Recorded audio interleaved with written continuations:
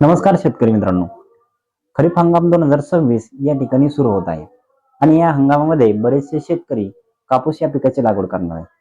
आणि बरेचसे हवामान शास्त्रज्ञांचं म्हणणं आहे की यावर्षी पावसाचे प्रमाण देखील कमी आहे. अशा परिस्थितीमध्ये कापसाचे योग्य नियोजन करणे अत्यंत गरजेचे आहे. या व्हिडिओमध्ये आपण कापूस पिकाचे अशा परिस्थितीमध्ये कसे नियोजन करावे याबद्दल या व्हिडिओमध्ये माहिती बघणार आहोत. यामध्ये आपण पिकाचे लागवड पद्धत, तसेच योग्य वाहनाची निवड, कमी पाण्यावर येणाऱ्या वाहनाची निवड, तसेच कापूस पिकाचे खत व्यवस्थापन या गोष्टीवर सविस्तर या ठिकाणी चर्चा करणार आहोत. सर्वप्रथम, जर ह्या वर्षी पाऊस कमी असेल तर आपल्याला कापूस शेती परवडण्यासाठी आपल्याला योग्य नियोजन करणे गरजेचे आहे.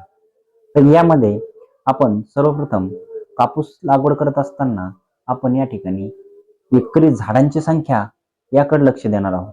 जेणेकरून पावसाचे प्रमाण जरी कमी असेल तरी आपल्या एका झाडाला जरी 10-20 बोंड जरी लागले तरी देखील आपल्याला या ठिकाणी चांगल्या प्रकारे उत्पन्न घेता येईल. त्यामुळे आपल्याला एका एकरमध्ये झाडाची संख्या ही मेंटेन करायची आहे आणि मोठ्या प्रमाणात झाडांची संख्या या ठिकाणी वाढवायची आहे.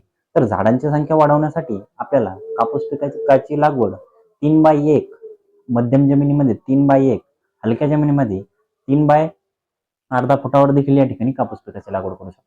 जेणेकरून एकरामध्ये झाडांची संख्या वाढेल आणि कमी पाऊस असला तरी देखील आपल्या कापूस पिकाला 10 बोंड जरी लागले तरी एकरी 10 क्विंटलच्या पुढे आपण या ठिकाणी उत्पन्न घेऊ शकतो. या पद्धतीने जर आपण लागवड करत असाल कापूस पिकाची तर आपल्याला मार्केटमधील योग्य वाहनाची निवड करणे गरजेचे आहे. आणि पाऊस कमी असल्यामुळे आपल्याला कोरडवाहू वाहनाची या ठिकाणी निवड करायची आहे.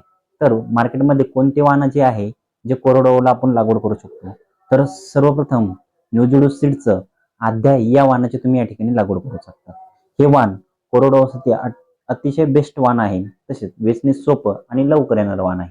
त्याचनंतर तुम्ही राशीचं स्विफ्ट या वाहनाची देखील तुम्ही या ठिकाणी निवड करू शकता. तसेच पैसा वसूल कबड्डी या वाहनाची देखील तुम्ही या पद्धतीमध्ये निवड करू शकता. आणि अशा सिच्युएशनमध्ये या वाहनाची देखील तुम्ही लागवड करू शकता. जेणेकरून आपल्याला उत्पन्न या ठिकाणी चांगल्या प्रकारे येईल आणि कमी पाण्यात आपला कापूस पीक या ठिकाणी चांगला येणार. त्याचसोबत आपल्याला कापूस लागवड करत असताना यामध्ये खत व्यवस्थापन करणे गरजेचे आहे. खत व्यवस्थापनामध्ये आपण लागवडीच्या वेळेसच खताचे जर भाव बघितले तुम्ही तर मोठ्या प्रमाणात या ठिकाणी खताचे भाव वाढले आहे. त्यामुळे आपल्याला खताचे हे तंतोतंत नियोजन करणे गरजेचे आहे. जेणेकरून आपले हे खत जे आपण मातीमध्ये टाकतो ते वायाला न जाता आपल्या कापूस पिकाला योग्य वेळी योग्य ते लागले पाहिजे. त्यासाठी आपल्याला खताचं तंतोतंत नियोजन करायचं आहे. जेणेकरून आपला पैसा देखील या ठिकाणी वेस्ट गेला नाही पाहिजे. तर सर्वप्रथम आपल्याला कापूस लागवडीच्या वेळेसच आपल्याला या ठिकाणी खताचं नियोजन करायचं आहे. तर यामध्ये आपण 10-26-26 या खताचा या ठिकाणी वापर करणार आहोत. प्रति एकर 1.5 बॅग 10-26-26 या ठिकाणी घ्यायचा आहे. आणि त्याचसोबत आपल्याला अर्धी बॅग युरिया या ठिकाणी घ्यायचा आहे. हे खत आपल्याला रेगोटीला टाकून घ्यायचं आहे. यामध्ये तुम्ही युरिया स्किप करू शकतात, म्हणजे युरिया नाही घेतला तरी चालतो. 10-26-26च्या एकरी 1 बॅग किंवा 2 बॅग या ठिकाणी तुम्ही टाकू शकता. त्यानंतर लागवडीनंतर 30 ते 35 दिवसांनी आपल्याला या ठिकाणी खत टाकायचं आहे. यामध्ये आपण 9-24-24 किंवा 8-21-21 या खताचा वापर करणार आहोत. एकरी 1.5 बॅग याप्रमाणे. त्याचसोबत युरियाची 1 बॅग या ठिकाणी आपल्याला वापर करायचा आहे.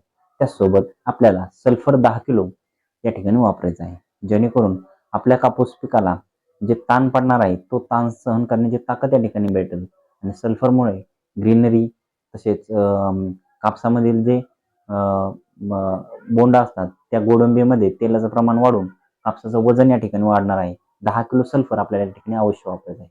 त्याच्यानंतर कापूस पिकाला 60व्या दिवसापर्यंतच आपल्याला खत टाकायचं आहे. त्याच्यानंतर आपण जे कापूस पिकाला खत टाकतो ते वेस्टेज जात असतं. त्यामुळे आपल्याला कापूस पीक लागवडीपासून जोपर्यंत 60 दिवसाच होत नाही तोपर्यंतच आपल्याला या ठिकाणी खत पूर्ण 2 किंवा 3 डोस या ठिकाणी टाकून घ्यायचे आहे. जेणेकरून नंतर टाकलेलं खत हे आपल्या कापूस पिकाला लागू होत नाही, तो पैसा वेस्ट जातो. यामुळे आपल्याला खताचं हे तंतोतंत या ठिकाणी नियोजन करायचं आहे. त्याचनंतर आपल्याला फवारणीचं खर्च कमी करण्यासाठी आपल्या कापूस पिकावर PGRचा वापर कमी करायचा आहे. जे कीटकनाशक आवश्यक आहे त्याच कीटकनाशकाचा या ठिकाणी वापर करायचा आहे. आणि अशा पद्धतीने आपण जर कापूस पिकाचं योग्य नियोजन केलं तर आपल्या या ठिकाणी कापूस पीक हे कमी पाण्यावर येणार आहे. तसेच दुष्काळी परिस्थितीमध्ये देखील आपल्याला या ठिकाणी उत्पन्न चांगलं येणार आहे. आपला उत्पादन खर्च कमी होणार आहे, उत्पन्न वाढणार आहे, अशा पद्धतीने नियोजन करा. आणि अशाच नवनवीन माहितीसाठी आपल्या चॅनलला सबस्क्राईब करा, बेल आयकॉन ऑन करा,